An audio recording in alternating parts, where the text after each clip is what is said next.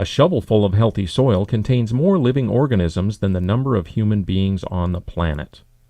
Soil is essential to supporting the majority of life on Earth. However, more is known about the moon than about soil. Soil is most commonly thought of as a way to grow plants. Like the many different soil types that exist in nature, there are many different types of soil sold commercially that are marketed toward specific crops and specific growing conditions. These commercial soils have established certain expectations within the general public about what makes good soil for growing plants, trees, and bushes. While many of these commercial soils are quite effective, commercial soil is not the only type of soil that is appropriate for growing plants. The public's expectation of good growing soil has fueled a common misconception among members of various communities throughout Alaska. This misconception is that residents cannot have a garden because their natural environment doesn't have good growing soil, and purchased soil can be very expensive to ship to rural locations. In reality, the essential components for growing good soil exist everywhere, no matter what the physical environment is. There are many different local sources of soil-building materials that can be mixed together to become a useful, money-saving resource for growing food. We will begin by explaining the basics of soil science, because understanding what makes good soil and why is important when building and maintaining soil for the garden. If the soil is well maintained, there should be no reason to start from scratch ever again. Then we'll take a look at materials for building soil in a coastal community and in a river community, both in rural Alaska. Finally, we will show you how to construct a raised bed to fill with soil, which means it's time to plant. During the presentation, we will discuss both soil maintenance and the importance of nutrient supplements, or fertilizers, to the soil and to the plants. Soil science.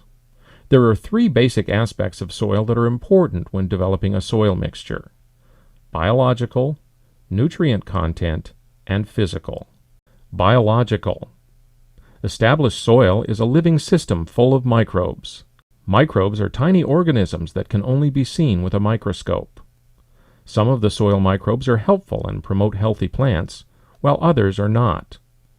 The best way to manage the biological aspect of soil is by feeding the soil extra, quote, green stuff from the garden, such as leftover foliage from harvested crops, grass clippings, and discarded or unwanted crops.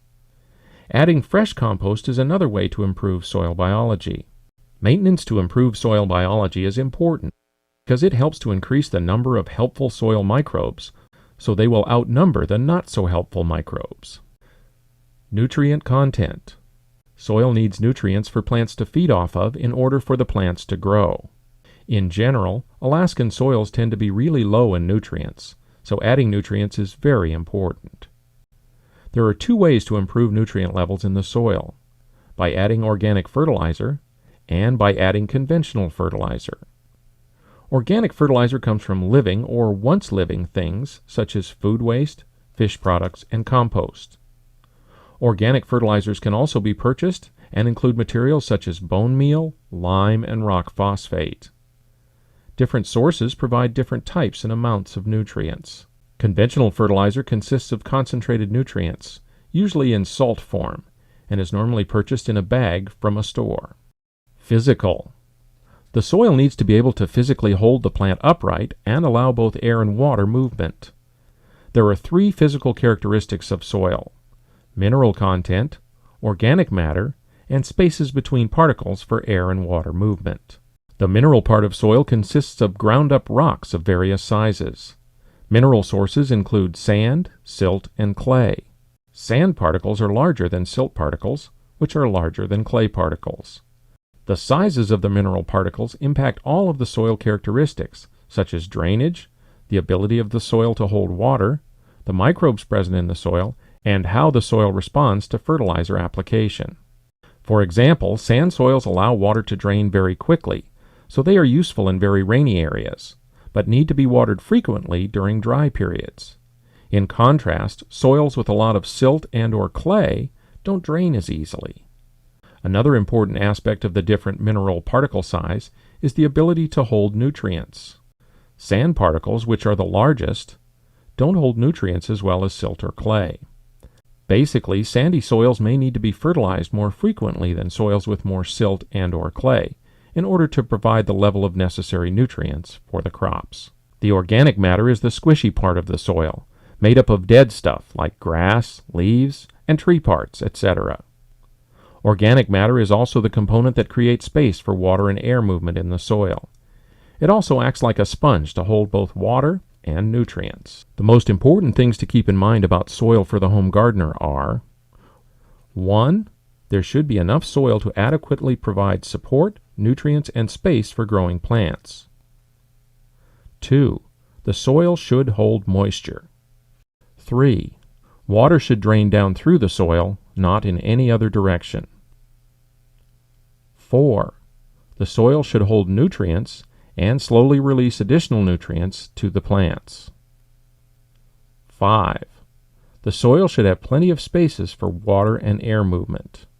6. Soil needs to be able to dry out so it can heat up quickly.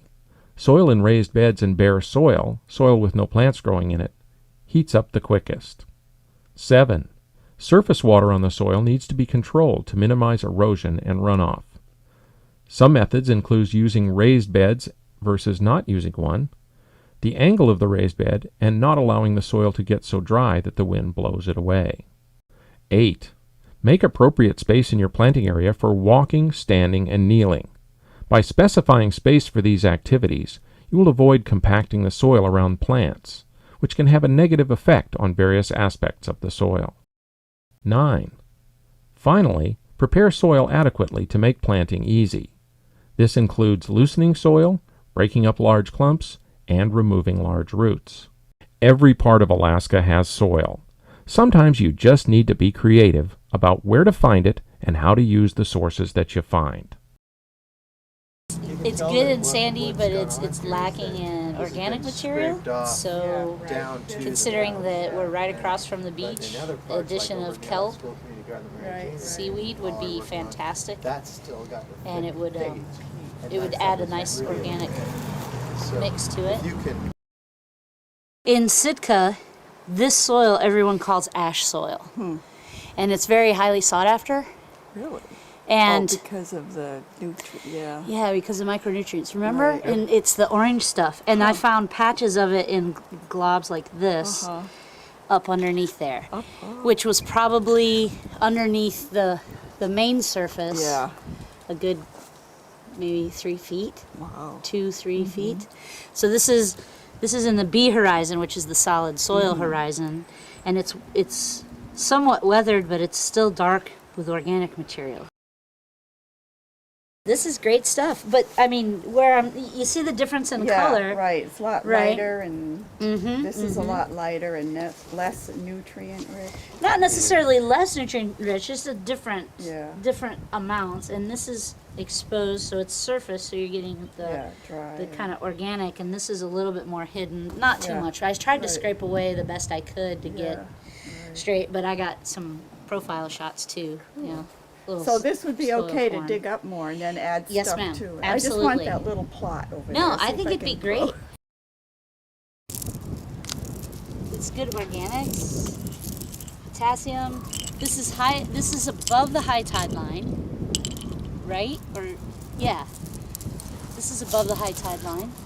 Yeah, I think that would be a winter high. Winter high. Okay. That's so dried down. They haven't been wet in a while. Right. This is the stuff. Perfect. This is the stuff to collect because it's naturally been washed.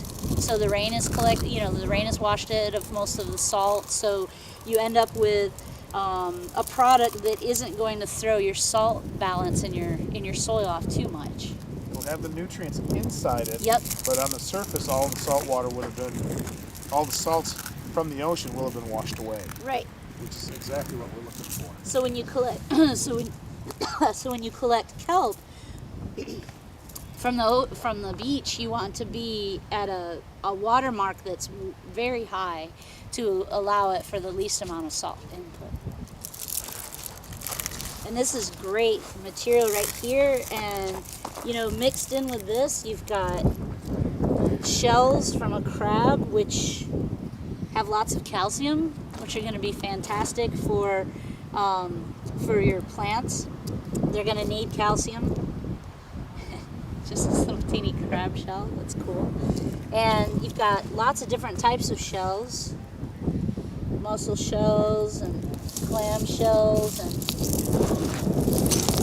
and these you'll want to crush when you put them in the garden, because you don't want them whole. Once they're crushed, they'll break down faster in the soil, and they'll contribute calcium, and they'll also contribute some potassium to your soil, which is a macronutrient that you need. And if you've got crab shells or shrimp shells that have the meat still in them, those will also, in addition to adding calcium and a little bit of phosphorus and potassium, it'll also add nitrogen to the soil as well. So, but you just want to be careful. Know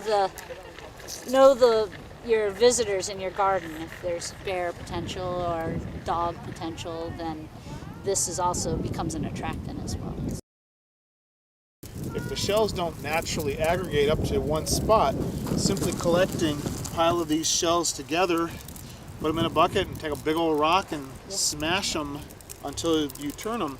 And the finer powder you can turn the shells into, the quicker the liming activity will take place from the shells. Take one of the storm windows down with the mosquito screen, throw that, and if the material will go through your household screens or flour sifter, if you're allowed to bring that out to the seashore, that will be fine enough that material will probably be available that year and the next year. And then whatever doesn't go through, put it down, hit it with a rock some more, and make it finer.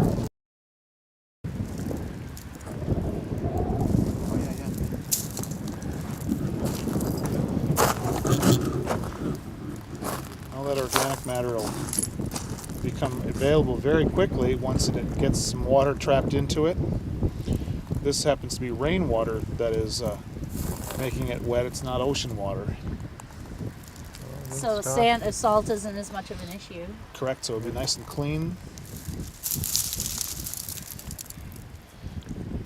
It smushes through my fingers nicely, so that would break down into the soil quite quickly and release everything.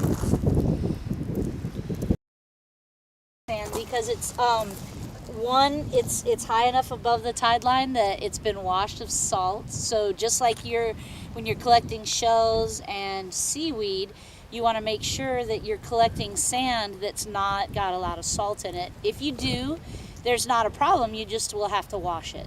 And salt is removed pretty easily by just running water through sand. But this area up here is pretty free from the salt. There's going to be some salt deposits on it a little bit, but you're at the ocean side. So the nice thing about this sand is it's really a nice coarse sand that's really consistent. Sand is really important in our areas that have very heavy organic soils that are really thick and have lots of organic material, which hold lots of water, which is fantastic for the gardener. But the problem is that you also need a little bit of drainage. You need some kind of you need that soil broken up a little bit, and by just incorporating sand into an organic soil, you have the components for a perfect soil foundation. This is what we call a bull kelp. It is known to be the fastest growing plant in Southeast. It may be the fastest growing plant in the world, according to Darren. Growing over 2 feet a day. Jeez. And so you put this in your garden? Yes. Or you would if you could find it? If I could get it and get it to the home, I'd put it in the garden, cut it up, grind it, chop it, dry it. Got it. Well, it's full of water.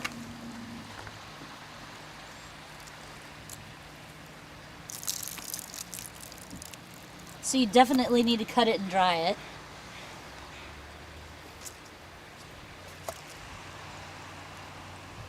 Huh. And this is a great resource for organic material.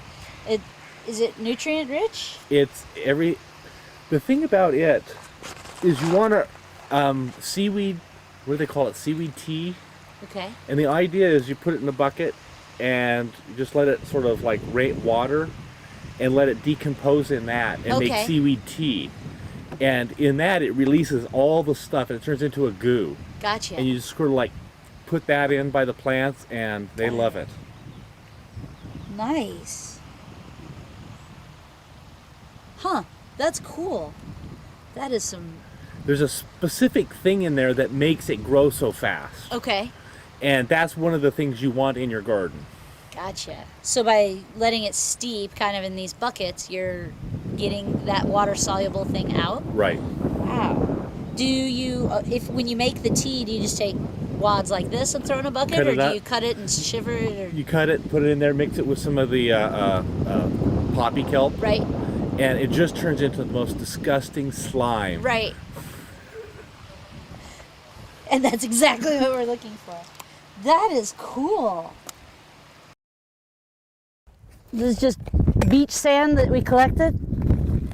And I'm just going to actually go just over the top because it's easier to mix.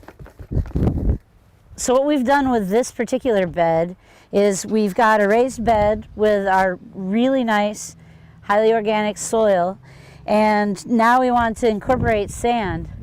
But just to give you an idea, this looks like an awful lot of sand that we've got on top of our soil. That's the beds for our garden here.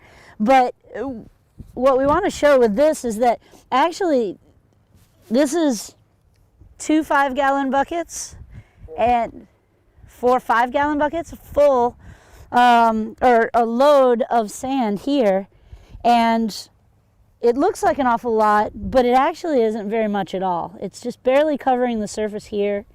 And I'm already at organic soil here, so we don't even have 3 inches of sand covering this. And so what we want to do is we want to take this material, this sand, and we want to blend it with organic material to the point where we end up with a really nice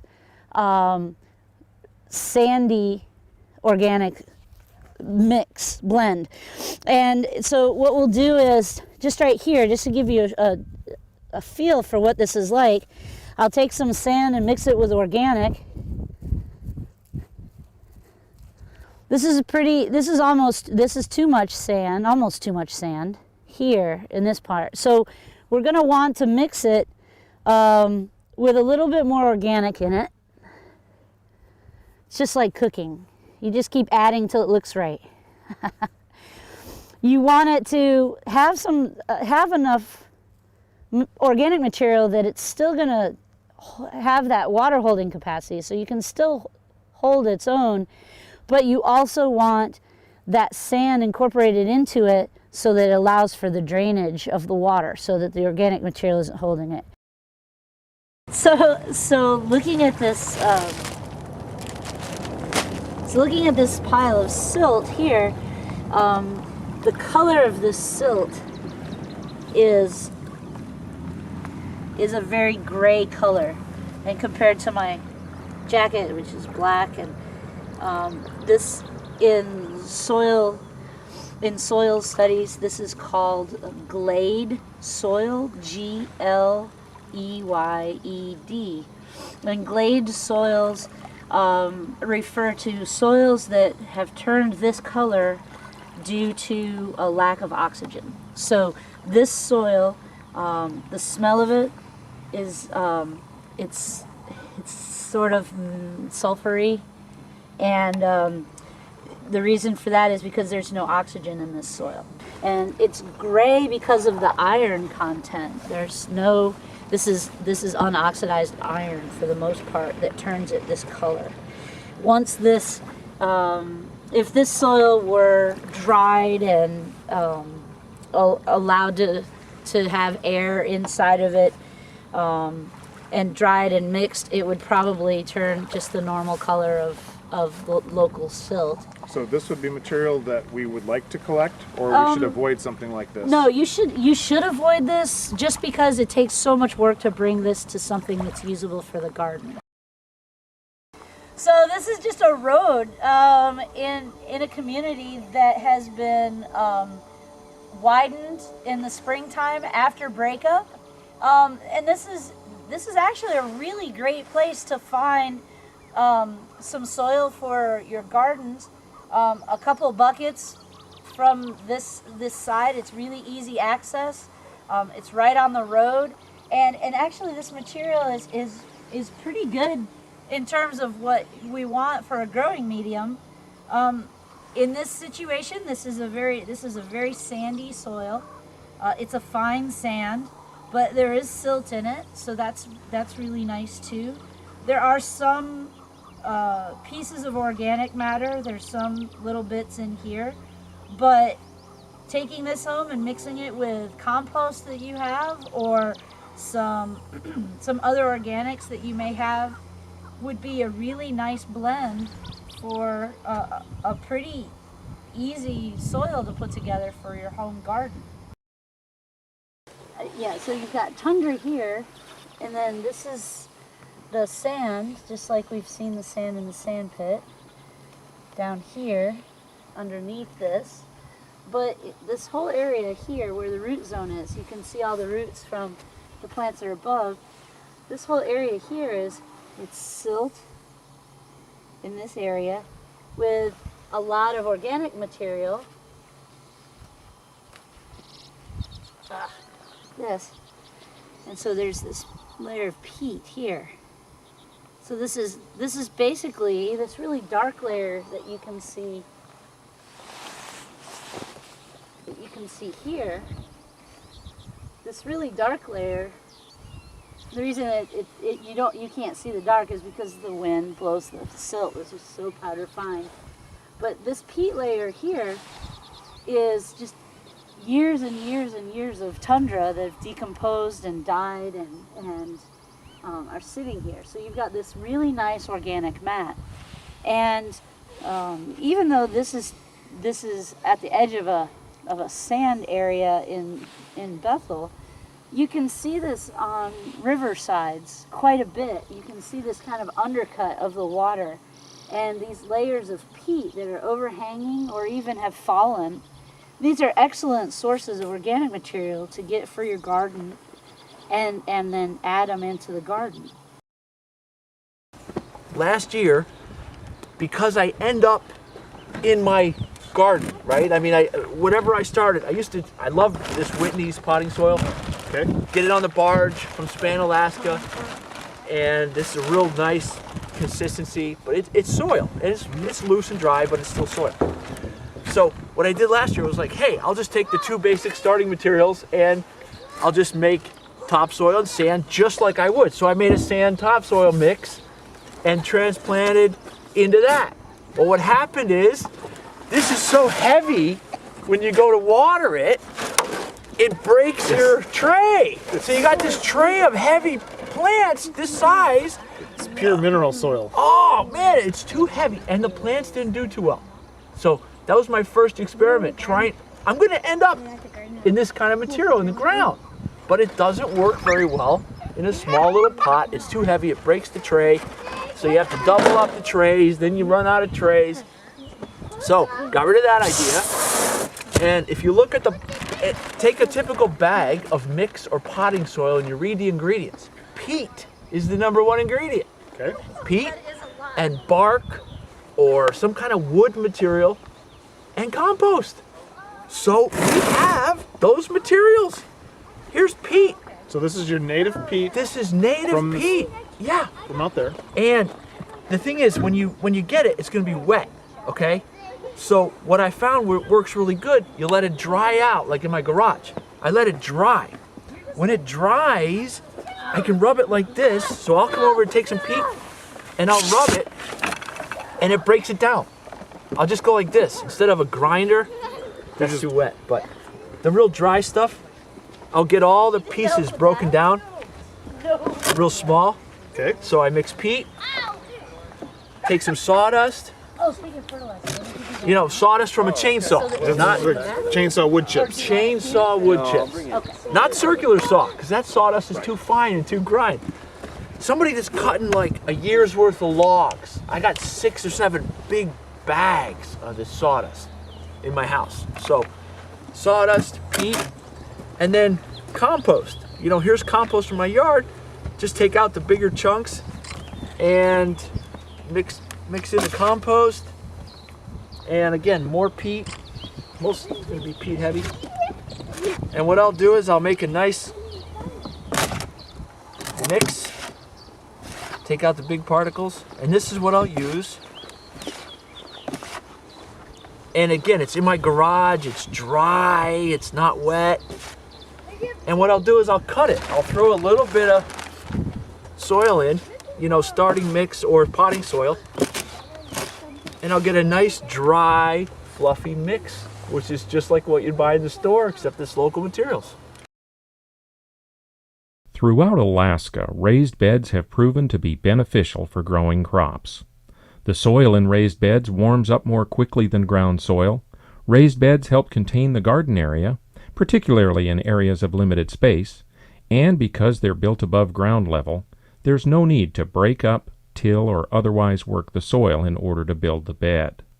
Raised beds can be built from almost anything. For this demonstration, we've located some 2x4s, concrete patio stones, and some small trees, all materials that one might find lying around or left over from a project. First, we'll use the 2x4s to construct a raised bed. We begin by connecting 2 of the boards together at a 90-degree angle using a couple of nails. Because we're building this bed as a demonstration, we're going to make it fairly small, about 3 by 4 feet. Your bed can be as large or as small as you want to make it. Keep in mind what you intend to plant when deciding how large or small to make the bed. Some crops need more space than others. Corner brackets can be very useful for reinforcing the corners of a raised bed that's going to be around permanently. Another way to build a raised bed is using logs and/or branches. We begin by matching up the sides by size, again not making the bed very large since it's meant as a demonstration. Branches that are too long should be cut as needed. Because of the size of the logs we're working with, we decided that 2 layers would be an effective height for our bed. The corners will be tied together using thin wire, but any string-like material will work fine, as long as it's sturdy enough to hold the logs in place. The top layer is tied to the bottom layer, and then the wire cut off and tied. Once all of the corners are tied, we've included another log to cover the gap between the 2 layers. This will help to keep the soil from coming out the sides of the raised bed. Finally, we'll construct a raised bed using some concrete patio stones. Basically, we're arranging the stones in a box shape and building them up in order to provide a deep enough bed to plant in. Regular rocks can also be used to make a raised bed, or bricks, round concrete stones, or concrete blocks. Basically, anything that would provide enough support and height to be filled with soil and planted in can be used to construct a bed. As we've demonstrated, there are many different ways to build a raised bed. Look around at what you have available and be creative. Even if you don't have the space or enough material to build a raised bed, you can still plant a garden in containers. They don't have to be anything fancy, just anything you have around the house that can hold soil, provide space for something to grow, and have some drain holes put in it. Sometimes, larger containers like barrels and tires, and even old bathtubs and boats can be used for planting. Just be creative. Gardening can be a lot of fun, no matter how you plant your crops.